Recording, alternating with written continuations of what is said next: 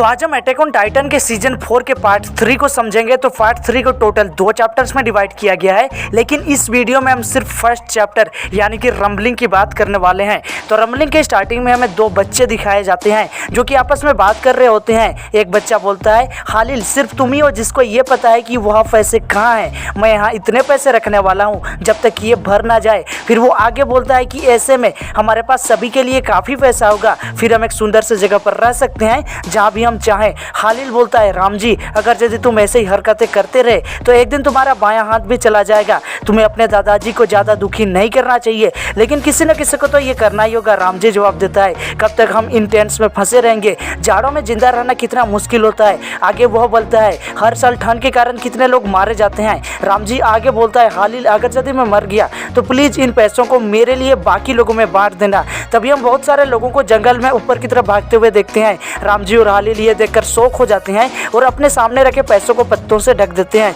वह देखते हैं कि कितने सारे लोग ऊपर की तरफ भाग रहे थे। वो सोच नहीं पा रहे थे कि ऐसा क्यों हो रहा है और इधर चल क्या रहा है। तभी खालिल और राम जी को महसूस होती है कि धरती हिल रही है, सारे पेड़ पौधे हिल रहे हैं और चिड़ियाँ इधर से उधर भाग रही हैं। लेकिन जब ये लोग जंगल से नीचे शहर की तरफ देखने लगे तब इनको अपनी आंखों पर यकीन नहीं हुआ। बड़े बड़े पहाड़ जैसे टाइटन शहर को कुचलते हुए उनकी तरफ जंगल की ओर आगे बढ़ रहे थे। वो ये सब कुछ देखकर हैरान परेशान हो गए। इसके बाद सीन शिफ्ट होता है और हमें एरन येगर की आवाज़ सुनाई देती है जो कि मन ही मन बुदबुदा रहा था। बाद में मुझे नहीं पता कि समय में कितना आगे मैं इन सारे लोगों को मसल दूंगा, इससे पहले कि देर हो जाए ये सारे लोग मारे जाएंगे। नहीं, मैं इन सारे लोगों को मार दूंगा, ये पहले से ही अंदाजा है कि मैं ये करने वाला हूँ। फिर एरन आगे सोचता है, हमें लगता था कि मैं कभी भी पैराडाइज आइलैंड को बचाने का रास्ता नहीं निकाल पाऊंगा।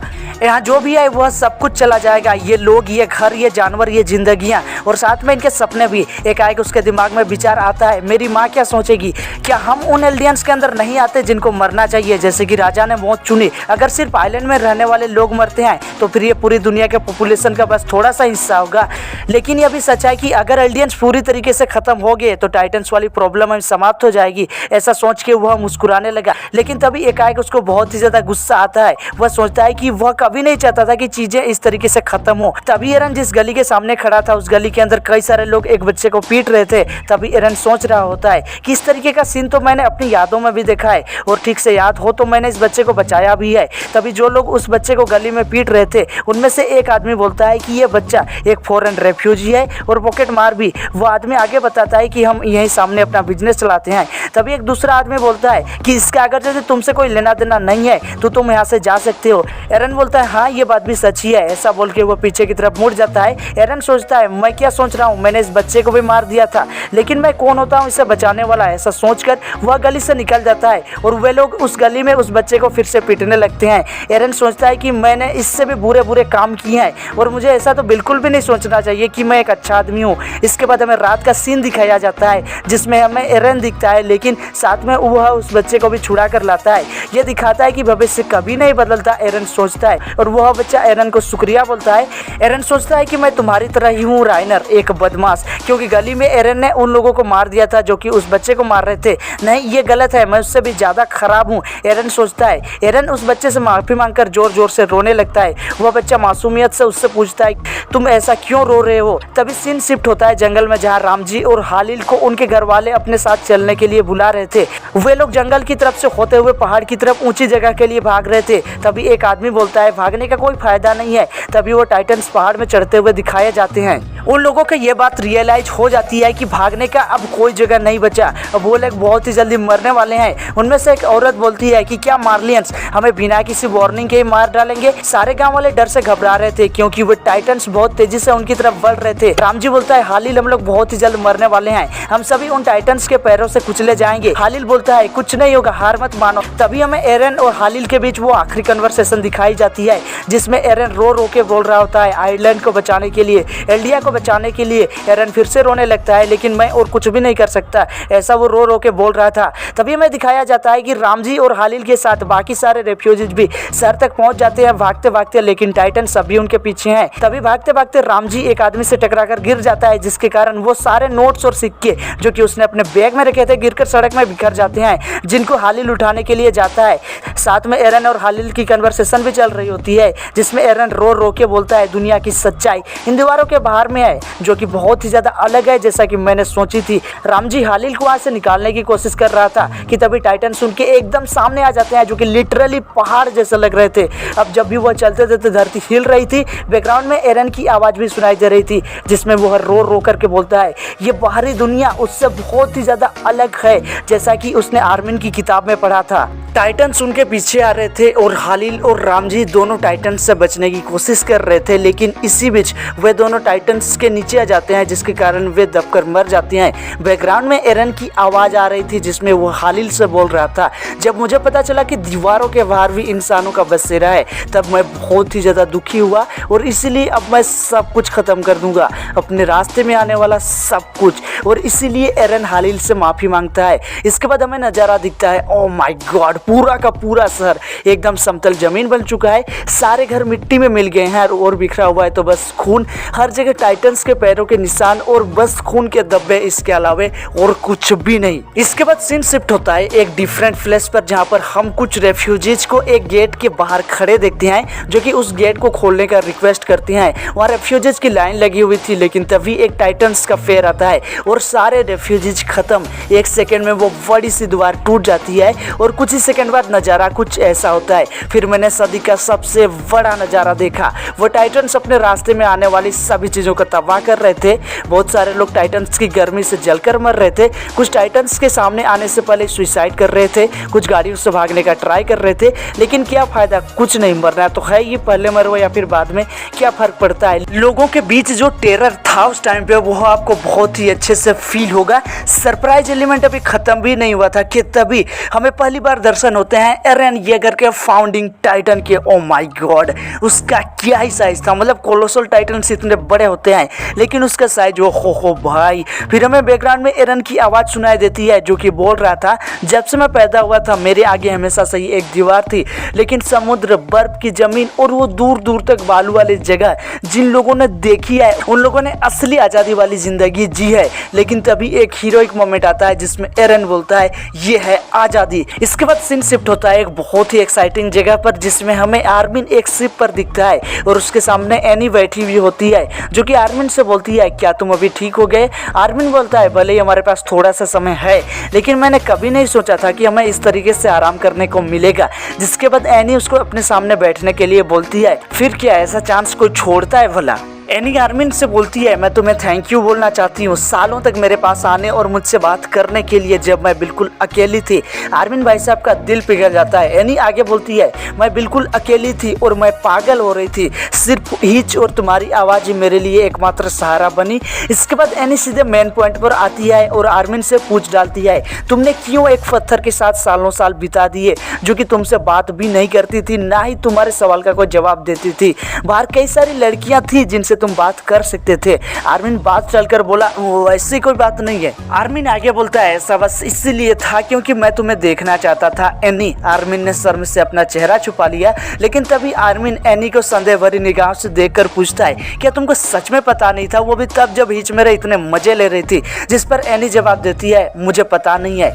आर्मिन का मुंह खुला का खुला रह जाता है। एनी बात बदलते हुए बोलती है मैं यहाँ कर क्या रही हूँ जब दुनिया में हजारों नहीं करोड़ों लोगों की जाने जा रही है और हम लोग कुछ भी नहीं कर सकते। फिर वह आगे बोलती है तुम एक दुश्मन से बात करते रहे इसीलिए कि तुम एक अच्छे इंसान हो, राइट, और इसी सेम रीजन की वजह से तुम एरन के खिलाफ जाने से भी नहीं डरे। मैं कभी भी जाग सकती थी और इसलिए एक मॉन्स्टर से बात करना किसी भी दुर्घटना को रोकने का ही एक तरीका होता है। सही कहा ना बोलकर एनी उठकर जाने लगी, लेकिन तभी आर्मिन उसका हाथ पकड़ लेता है और बोलता है मैंने ये तुम्हें पहले भी बताया है, लेकिन मुझे भी अच्छे लोग पसंद नहीं है। फिर वो आगे बोलता है मैंने भी बहुत सारे लोगों को मारा है, सिविलियंस और यहाँ तक कि बच्चों को भी। अब मुझे अपने ही लोगों से गद्दारी करनी पड़ी और मैंने अपने दोस्तों को भी मार डाला, जिसके कारण मैं भी तुम्हारी तरह एक मॉन्स्टर बन गया हूँ।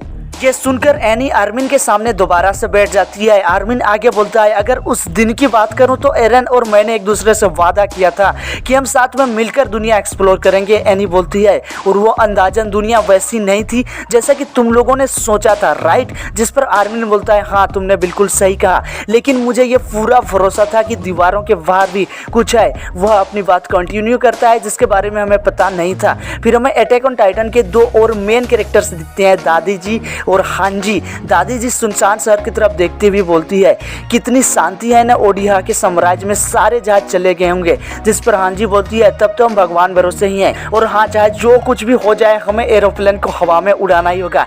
फिर हमें एक बहुत ही इंटरेस्टिंग सा सिनेरियो दिखता है जिसमें हम एक एरोप्लेन जैसे स्ट्रक्चर को देखते हैं। वे लोग कवर हटाने जा ही रहे थे कि तभी कोनी बोलता है कि इसके आसपास तो बॉम्ब लगे हुए हैं। वो आगे बोलता है, तो चलो इनको हटाने के लिए टॉस करते हैं। जिस पर आर्मिन का रिस्पॉन्स आता है, वेल फिर उनको भी जहाज में लोड कर दो, वो हमारे काम आएंगे। फिर हमें शिप के अंदर से फाल्को की आवाज आती है जो कि बहुत ही भयानक तरीके से चिल्ला रहा था, ये कैसे हो सकता है, वो सारे लोग मर कैसे सकते हैं, कमांडर मेगाथ मेरी फैमिली। जिस पर पिग जवाब देती है, रंबलिंग से ऑलरेडी मार्ली का मेजोरिटी कॉन्टिनेंट तबाह हो चुका होगा। फाल्को लगातार चिल्ला रहा था, फिर हम लोग क्या करेंगे जब हमारे आसपास कुछ होगा ही नहीं। पिग जवाब देती है, आई एम सॉरी मुझे नहीं पता। इसके बाद अगले सीन में हम एनी को शिप से बाहर शिपयार्ड के किनारे अकेले बैठे हुए देखते हैं। तभी हमें पहली झलक मिलती है मिकासा की, जो कि एनी से बोलती है, एक बार अपना सामान चेक कर लो, तुमने अभी तक नए ओडियम गियर्स को ट्राई नहीं किया है। फिर वो आगे बोलती है, राइनर के साथ जाओ। एनी मुंह फेर लेती है और बोलती है, क्यों? मिकासा बोलती है, हमें वो चीज करनी चाहिए जो कि हम कर सकते हैं, भले ही हम रंबलिंग को रोक सकते हैं या फिर नहीं। एनी जवाब देती है, मुझे यकीन है कि मैंने तुम्हें बताया था कि मैं इन लफड़ों में दोबारा नहीं पड़ने वाली।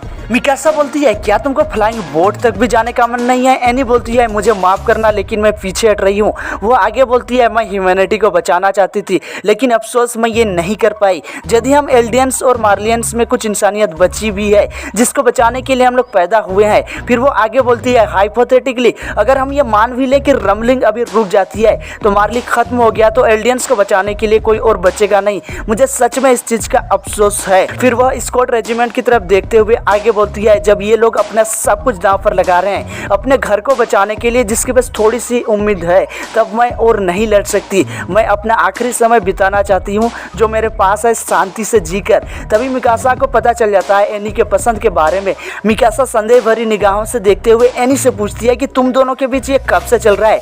एनी बोलती है, ठीक है मुझे पता चल गया। मिकासा बोलती है, क्या पता चल गया?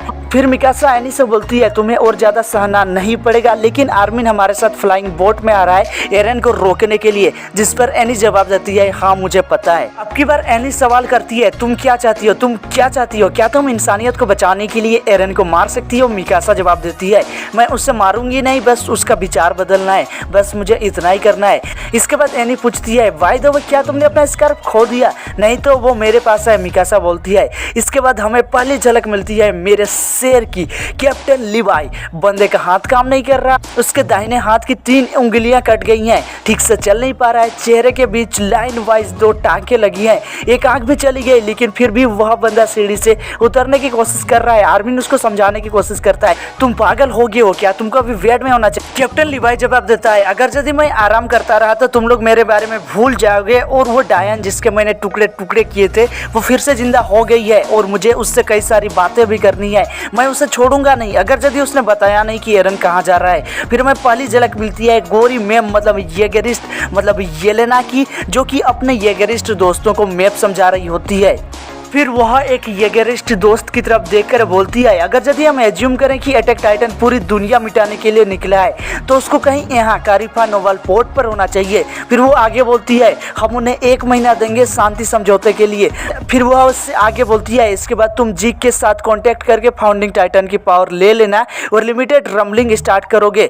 फिर वह बताती है कि सिगानसिना दीवार के सेक्शन में मिलियंस ऑफ टाइटन्स हैं जिनको निकालना बहुत ही ज्यादा आसान होगा। फिर वह येगरिस्ट बोलता है, क्या सिर्फ यही एक टारगेट है? क्या इससे पैराडाइज आइलैंड सदियों तक सुरक्षित रहेगा? येलेना जवाब देती है हाँ, क्योंकि उस टाइम पे अगर यदि किसी देश की मेन चीज़ें चली गई तो वो देश इकोनॉमिक क्राइसिस से गुजरेगा, और अगर यदि ये मेजोरिटी कॉन्टिनेंट्स के साथ होता है तो वो उससे कहीं ज़्यादा होगा जितना कि हम चाहते हैं। वह आगे बोलती है मैंने एक दूसरा टारगेट भी चूज़ किया है जो कि मार्ली के बाहर दक्षिणी पहाड़ियों में है, और वह कहीं एयरशिप रिसर्च बेस पर होना चाहिए। इसके बाद हम हांजी, कैप्टन लीवाई, मिकासा को साथ में देखते हैं जो कि येलेना से सवाल कर रहे होते हैं, और वो बताती है कि ये प्रोबेबली एरन का दूसरा टारगेट होगा, जिस पर पीक जवाब देती है फोर्ट साल्टा।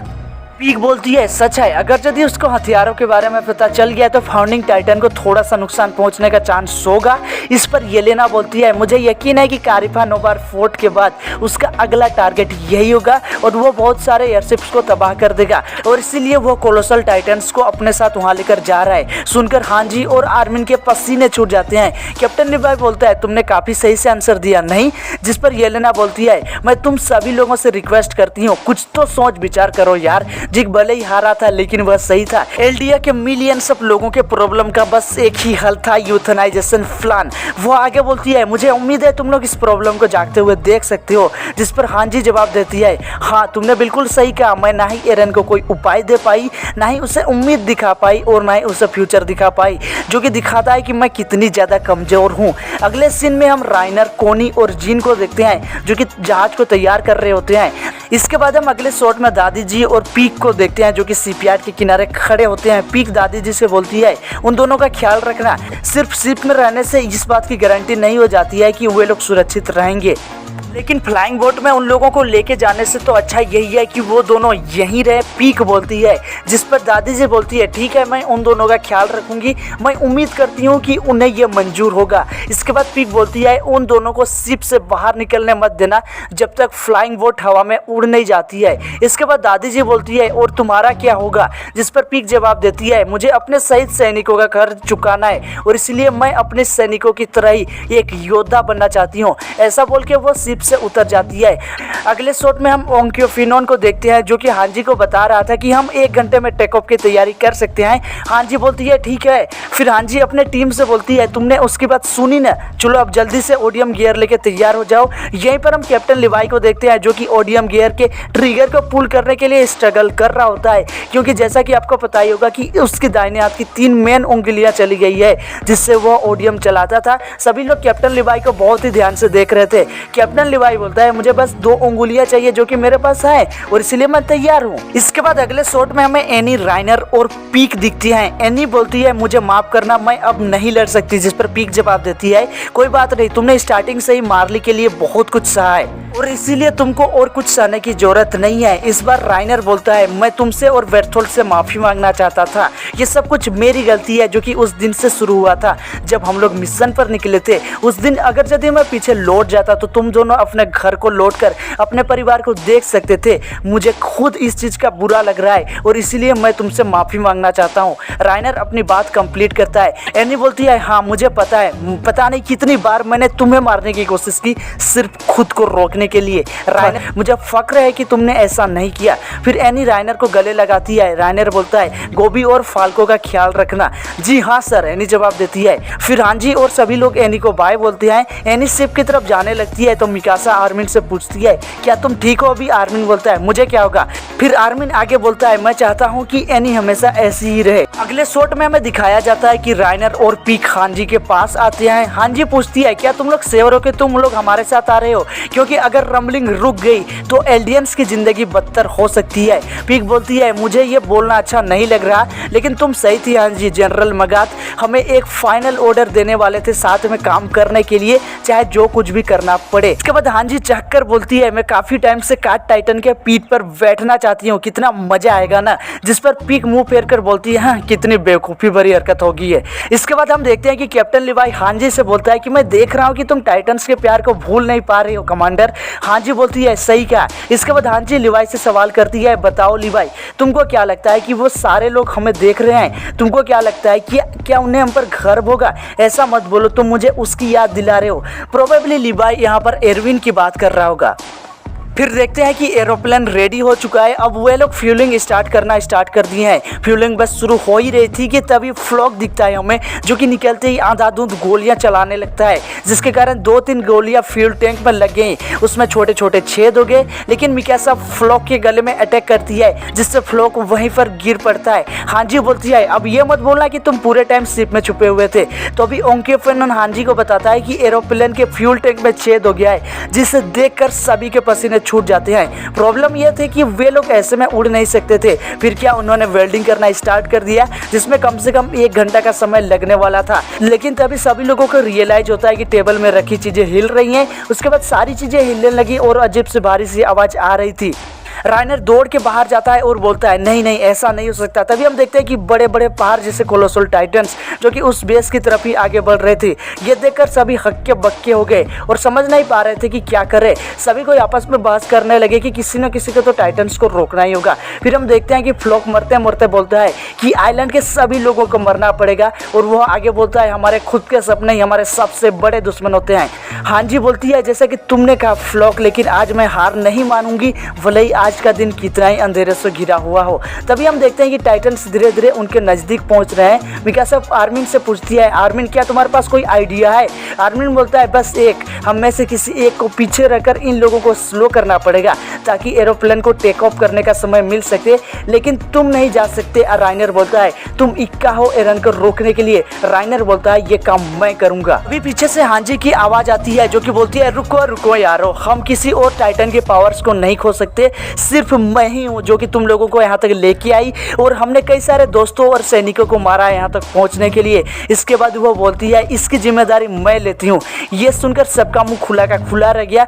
फिर वो आर्मिन के सामने जाके बोलती है आर्मिन आर्लेट, मैं तुम्हें स्कॉट रेजिमेंट का 15th कमांडर चूज करती हूँ, और ये पोस्ट तुमको तुम्हारे माइंडसेट और समझदारी के लिए दी जाती है, और यहाँ तुमसे बेटर कोई और नहीं है इस पोस्ट को संभालने के लिए। फिर वो आगे बोलती है अब मैं इन सभी लोगों की जिम्मेदारी तुम्हारे हाथ में सौंपती हूँ। आर्मिन की आंखें फटी की फटी रह जाती हैं। हे आराम से हांजी बोलती है चलो फिर मिलते हैं। वह सभी से बोलती है, जाते जाते वह आर्मिन से बोलती है लिवाई अब तुम्हारे अंडर में है तो तुम उसको जी तोड़ काम करवाना, इतना कि वह थक जाए। राइनर, मिकासा, आर्मिन सब इतना शौक थे कि वो लोग कुछ बोल ही नहीं पा रहे थे। आगे उसको लिवाई मिलती है जो कि बोलता है हे कमांडर। हांजी बोलती है लिवाई तुम समझ गए कि ये मेरा आखिरी समय है राइट। हांजी बोलती है मेरे हाथ तरस रहे हैं आखिरी बार टाइटन्स के साथ लड़ने के लिए। फिर वो आगे बोलती है प्लीज मुझे मत रोकना जो भी मैं करने जा रही हूँ। तभी लिवाई हांजी के छाती में हाथ रखकर बोलता है दिल लगा के लड़ना। हांजी शौक हो गई क्योंकि उसको लगा था कि कैप्टन लिवाई उससे कुछ इमोशनल बोलने वाला है। फिर हमें दिखता है वो जिसके लिए अटैक ऑन टाइटन जाना जाता है, एक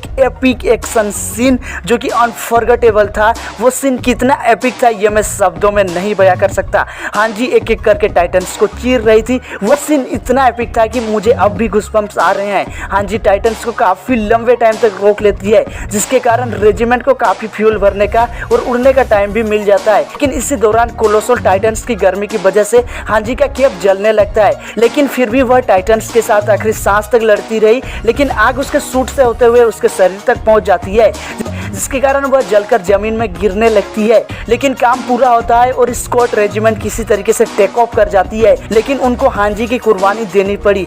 और ये पूरा का पूरा सीन मैं कभी नहीं भूलने वाला, क्योंकि बैकग्राउंड म्यूजिक जो था उस पूरे एक्शन सीन को, उस पूरे के पूरे सीन में 4 चांद लगा रहा था। लेकिन इसके बाद हमें एक बहुत ही इंटरेस्टिंग सा सिनेरियो दिखता है। जैसे हांजी आग से जलकर नीचे गिरती है, उसको फील होता है कि वह जिंदा है और उसके सामने एरविन और बाकी सामने महान योद्धा खड़े थे जिन्होंने अपनी जान गंवाई थी। एरविन बोलते हैं उठो हांजी, तुमने अच्छा काम किया और तुमने अपना काम पूरा किया और तुम हमें अपनी कहानी बता सकती हो। और यहीं पे ये चैप्टर 1 यानी कि द रम्बलिंग खत्म होता है। तो पार्ट 3 के चैप्टर 2 जिसका नाम सिनर्स है उसको हम लोग अगले वीडियो में कवर करेंगे। लेकिन आप बताओ कि आपका अटैक ऑन टाइटन का फेवरेट कैरेक्टर कौन सा है, और आपको क्या लगता है कि अटैक ऑन टाइटन के फिनाले में क्या मिकासा एरन को जान से मार पाएगी।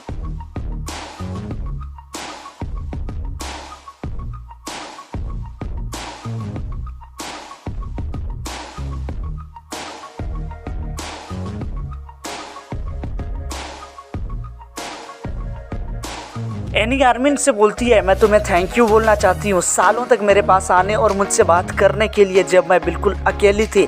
आर्मिन भाई साहब का दिल पिघल जाता है। एनी आगे बोलती है मैं बिल्कुल अकेली थी और मैं पागल हो रही थी, सिर्फ हिच और तुम्हारी आवाज़